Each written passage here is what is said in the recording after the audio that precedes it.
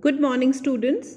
Yesterday we were reading the chapter Should Wizard Hit Mommy, and we stopped here when we listened to the story that now Roger Skunk was very, very happy because his very, very bad smell has changed into the smell of roses. And he was so happy because while going home, all the other animals came to him and they were so attracted by his fragrance that they all played with him. He was so happy. He played with his full heart because never ever any animal has played with him. Now, because he was smelling so good, that is why all other animals were playing. And many games he played with them, that is tag, baseball, football, basketball, lacrosse, hockey, soccer, and pick up sticks. So now Joe asks her father, "What's pick up sticks?" "It's a game you play with sticks."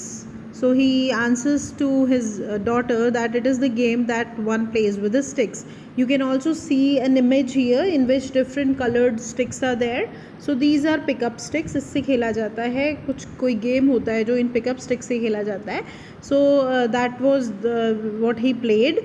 Like the wizard's magic wand. अब जैसे मैंने आपको पहले भी बताया था, कल मैंने आपको एक क्वेश्चन भी दिया था इसी के ऊपर, दैट एक रियलिटी फेस आ रहा है. यू नो उसको कुछ भी बताया जाता है, अगर जो को उसके फादर कुछ भी बताते हैं या उसकी मदर कुछ भी बताते हैं, तो वो हमेशा कुछ ना कुछ को रिलेट करने की कोशिश करती है. And here also she is doing the same. जब उसके फादर उसको बता रहे हैं कि पिकअप स्टिक्स होती हैं एक स्टिक्स की तरह, बिकॉज उन्होंने उससे पहले भी बताया था कि मैजिक वॉन्ड या मैजिक स्टिक क्या होती है. So she is asking like the wizard's magic wand, जैसे आपने मुझे स्टिक के बारे में बताया था, मैजिक स्टिक के बारे में, क्या पिकअप स्टिक्स भी वैसे ही होती हैं? Kind of. And they played games and laughed all afternoon, and then it began to get dark and they all ran home to their mommies. अब जैक को बार बार पसंद नहीं था कि वो बीच में इंटरप्ट करे, लेकिन फिर भी वो इंटरप्ट कर रही थी because she is a child and she is curious to ask different questions. So वो बस काइंड ऑफ कह के और उस बात को टाल देता है और अपना आगे स्टोरी सुनाने लग जाता है. And they played games and laughed all afternoon, and then it began to get dark and they all ran home to their mommies. तो सारे एनिमल्स ने बहुत सारा खेला, उसके बाद अब वो थक गए और अब डार्क भी हो रहा है. It is about to be the night is about to start, so that is why they all ran home to their mommies. Joe was starting to fuss with the hands and look out of the window at the crack of day that showed under the shade.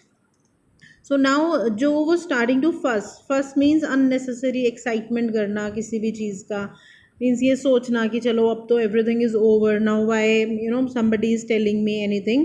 और वो एकदम से window से बाहर देखने लग गई at the crack of the day that showed under the shade. Under the shade means curtains के पीछे से जो भी उसको नज़र आया कि कैसा दिन है. She thought the story was all over. Why she was doing that? Because उसने ये सोचा था कि जो स्टोरी है वो फिनिश हो चुकी है. Jack didn't like women when they took anything for granted. He liked them apprehensive, hanging on his words. Now, what is apprehensive? Apprehensive means anxious of some unpleasant happening. Means उसको ये पसंद नहीं था कि जब जो गर्ल्स होती हैं, जो विमेन होती हैं, जो फीमेल्स होती हैं, वो किसी भी चीज़ को फॉर ग्रांटेड ले. ही always wanted that the girls should be very sincere, very obedient. और उसे ये पसंद नहीं था कि अगर कोई किसी बात को बता रहा होता है तो वो उस चीज़ को ना सुने और कुछ और को सोचने लग जाए. तो उसको ये था कि when he is telling the story to her, और उसने अभी तक ये डिक्लेयर नहीं किया है कि स्टोरी फिनिश हो गई है, तो क्यों वो अपने आप इस चीज़ को सोचने लग गई है that the story is finish. So he liked them apprehensive. Apprehensive means हर चीज़ के लिए वर्ड रहना कि अच्छा अब क्या होने वाला है, वो ऐसा चाहता था. नाउ जो, आर यू लिसनिंग? तो उसे गुस्सा आता है और वो अपनी डॉटर को पूछता है कि जो, क्या तुम सुन रही हो? Yes, because this is very interesting. वैसे तो स्टोरी में भी वो यहाँ पर ख़त्म कर देता, but when he saw that his daughter is not taking very much interest in it, और उसके ख़त्म करने से पहले ही उसने ये सोच लिया है, तो उसने थोड़ा सा स्टोरी को मैनिपुलेट करने की कोशिश की. And he started to give it a different twist. So he's saying that now you listen because this is very interesting. Roger Skunk's mommy said, अब रॉजर स्कंक घर चला गया है। जब वो घर से बाहर निकला था तो वो बहुत अपनी नेचुरल स्मेल में था, जो बहुत ही बुरी स्मेल थी। लेकिन अब जब वो घर पे गया है, उसकी मदर क्या बोल रही है, व्हाट्स दैट ऑफुल स्मेल। अब जबकि वो रोजेस का स्मेल कर रहा है, लेकिन फिर उसकी मदर क्या पूछ रही है, व्हाट्स दैट ऑफुल स्मेल। और वो व्हाट इज जो सेइंग व्हाट, क्योंकि जो ये एक्सपेक्ट नहीं कर रही है कि उसकी मदर इस स्मेल को बुरी स्मेल समझेंगी। Now let us move to the next slide. And Roger Skunk said it's me mommy, और रॉजर स्कंक क्या कहता है कि मॉमी ये तो मैं हूँ, you are saying that who is that smell, it's me, I smell like roses, और मेरी स्मेल कैसी हो गई है, रोजेज के जैसी। And she said who made you smell like that, उसकी मदर इस चीज़ से बहुत एंग्री होती है और वो कहती है कि किसकी हिम्मत हुई तुम्हारी स्मेल को चेंज करने की, किसकी हिम्मत हुई तुम्हें ये स्मेल देने की। And he said the wizard, and she said, well, of all the nerve, you come with me and we are going right back to that very awful wizard. अब उसे बहुत गुस्सा आता है, और जब वो उसे पूछती है कि किसने तुम्हारी स्मेल को रोजेस की स्मेल बनाया, सो ही सेज एक विजार्ड ने बनाया। और वो उसको ये कहती है कि ठीक है, ऑफ ऑल द नर्व, बहुत गुस्से में, to express all anger, you come with me and we are going right back to that awful wizard, कि मेरे साथ चलो और हम उसी ऑफुल विजार्ड के पास जाएंगे। जो सैट अप, अब जो जो जो you know she was laying down, एकदम से वो बैठ गई, her hands dabbling in the air, dabbling मतलब ऐसे मना करना किसी चीज़ को, अपने हैंड्स वो हिलाने लगी कि जैसे वो किसी चीज़ को मना कर रही है। विद जेन्युइन फ्राइट, जेन्युइन मतलब रियल, असली में, फ्राइट मतलब डर, कि जैसे कुछ सच में हो रहा है उसके आगे, क्योंकि वो हर स्टोरी में बहुत ज़्यादा डूब जाती थी, कैरेक्टर को बहुत ज़्यादा इंक्विजिट करती है, बहुत अपने अंदर महसूस करती है। So that she started thinking of skunk also, और अभी उसको बहुत डर लग गया है कि ऐसा ना हो। But daddy then he said about the other little animals run away. अब यहाँ पर एक चीज़ बहुत ही सोचने वाली है कि इस लाइन से हमें क्या पता चल रहा है कि but daddy then he said about the other animals run away, लेकिन फिर वो तो ये कह रहा था कि सारे एनिमल्स भाग जाएंगे, क्योंकि she is a very young girl, 4 साल की बच्ची है, और रॉजर स्कंक भी अभी बेबी है, he is a baby skunk, और वो अपनी चाइल्डिशनेस को उसकी चाइल्डिशनेस से महसूस कर पा रही है। एक बच्चा दूसरे बच्चे के पॉइंट ऑफ व्यू को बहुत अच्छे से समझ पाता है, और वो ही वो कर रही है, क्योंकि एक बच्चे के लिए सबसे इम्पॉर्टेंट चीज़ क्या होती है, खेल। और उसे ये समझ में आ रहा है कि वो रॉजर स्कंक खेल नहीं पा रहा था पहले, और अब वो इतना खुश था कि वो खेल पा रहा है। Again he is going to face the same problem, and that is why उसको बहुत डर लग रहा है इसी बात से कि वो फिर से नहीं खेल पाएगा। Her hand skittered off into the underbrush, skittered means moving quickly, और इन टू द अंडरब्रश हो सकता है कि उसके बेड के पास में कोई टेबल हो, कोई स्टूल हो जिसके ऊपर कोई प्लांट रखा हो। अंडरब्रश क्या है, अंडरब्रश एक बुश, बुश के अंदर, तो हो सकता है कोई प्लांट हो जिसमें उसका हैंड चला गया up to the bush. All right, he said, but mommy, all the other little animals run away, and she said, I don't care. अब देखो दोनों के point of view same, as I was telling you, कि उसने भी अपने father को यही बोला, और रॉजर स्कंक भी अपनी मदर को यही कह रहा है जब उसकी मम्मी उसको विजार्ड के पास लेके जा रही है कि but mommy all other animals run away, कि मेरी स्मेल से सभी के सभी जो एनिमल्स हैं वो भाग जाते हैं। And she said I don't care, और उसकी मम्मी कहती है इस चीज़ से मुझे फ़र्क नहीं पड़ता। You smelled the way a little skunk should have and I am going to take you right back to that wizard. अब बहुत इंपॉर्टेंट चीज़ अगेन उसकी मम्मी ने बोली, एंड दैट इज़ व्हाट, कि तुम्हें वैसा ही स्मेल करना चाहिए जैसा कि एक स्कंक करता है। Means natural thing is the best, don't play with nature. अगर नेचर ने तुम्हें वो चीज़ दी है, वो स्मेल दी है, then that is natural, except that natural thing. आप अपने आप को बदलने की कोशिश करोगे, नेचर को बदलने की कोशिश करोगे, then everything will be spoiled. इसीलिए जो भी फ्रेंड्स तुम्हारे साथ खेलना चाहते हैं वो तुम्हारे साथ वैसे ही खेले जैसे तुम नेचुरल हो। अगर वो तुम्हें बदल के खेलना चाह रहे हैं then they are not your real friends and they are not accepting you. तो यहाँ पे एक्सेप्टेंस बताई जा रही है कि सोसाइटी आपको वैसे ही एक्सेप्ट करे जैसे कि आप हो. So your friend should accept you in the way you are, then only they are your real friends. If they change you in order to accept you, that means they are not your real friends. And she took an umbrella and went back with Roger's skunk and hit that wizard right over the head. और वो umbrella लेके जाती है, wizard के पास जाते हैं वो दोनों, और विजार्ड के हेड पे बहुत तेज अम्ब्रेला हिट करती है. No, Jo said and put her hands out to touch his lips.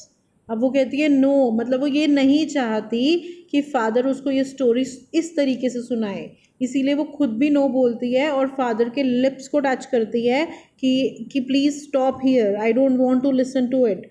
Yet even in her agitation, agitation मतलब इस एग्जाइटी में, एग्जाइटी मीन्स वरीनेस, इस एग्जाइटी की स्टेट में भी she did not dare to stop the source of truth.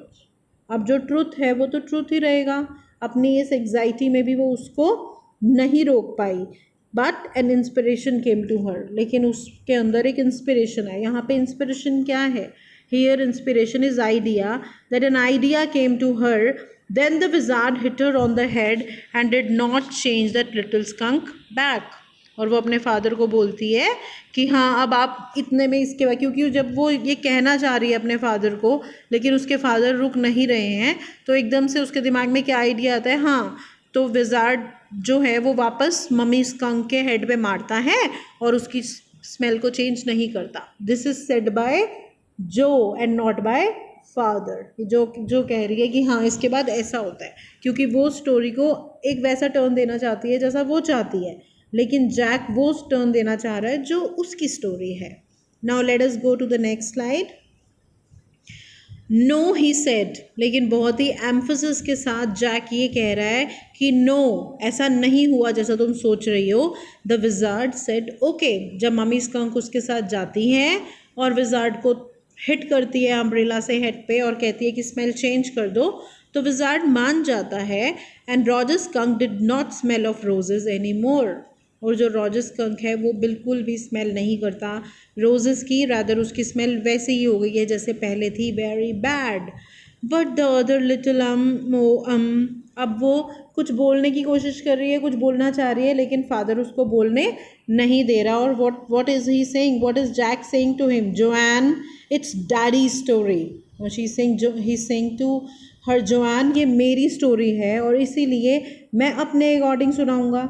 Shell daddy not tell you any more stories. तुम क्या चाहती हो कि क्या मैं तुम्हें आगे कभी कोई स्टोरी ना सुनाऊं? Because in the way you are defending this, in this way I'll not be able to tell you any more stories.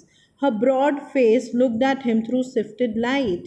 अब सिफ्टेड लाइट जैसे मैंने आपको बताया कि कर्टन्स हैं, लेकिन कर्टन्स के बीच में से जब लाइट आती है छन छन के, that is shift.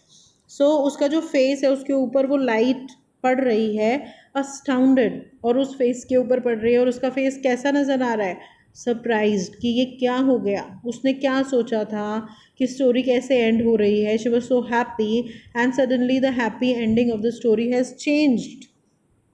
This is what happened then. वो कह रहे कि यही हुआ. Roger Skunk and his mommy went home and they heard woo woo and it was a choo choo train bringing Daddy Skunk home from Boston. अब जो basic tell याद है कि वो एनिमल की जो प्रॉब्लम है वो सॉल्व हो जाती है, वो बड़ा खुशी खुशी अपने घर जाता है और उसके फादर चू चू ट्रेन में घर वापस आते हैं फ्रॉम बॉस्टन. तो वही हुआ कि उसकी मदर और वो दोनों घर जाते हैं, उनको ट्रेन की आवाज़ आती है. देख रहे हो ये नीचे चू चू ट्रेन?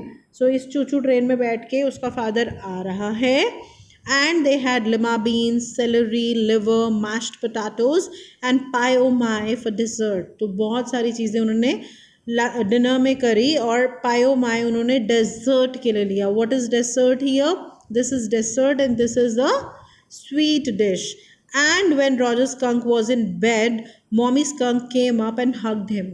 अब जैसे मदर स्कंक को भी कहीं ना कहीं ये लग रहा होगा कि वो कितना खुश था रोजेस की स्मेल के साथ, मैंने उसकी स्मेल को वापस वैसा बना दिया. तो उसकी मदर लास्ट में जब रात को सोने से पहले उसके पास जाती हैं और उसको प्यार करती हैं.